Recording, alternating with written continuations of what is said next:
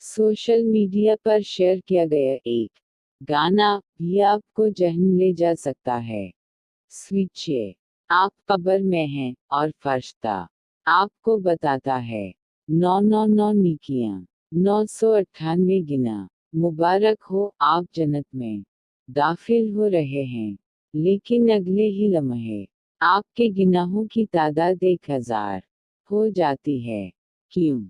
क्योंकि किसी ने वो गाना देख लिया जो आपने अपने सोशल मीडिया प्रोफाइल पर शेयर किया था, और वो बन गया गिनाह जारिया, जो मरने के बाद भी आपको बर्बाद करता रहा। स्विचिंग, आपकी एक शेयर किसी और के गिना का सबब बन सकती है। पोस्ट करने से पहले स्विचिंग, क्या ये दुनिया के साथ साथ आखिरत में भी मेरे लिए बेहतर है? या अल्लाह, हमें सोशल मीडिया पर जिम्मेदारी के साथ जीने की तौफीक अता फरमा। आमीन या रब्बल आलमीन।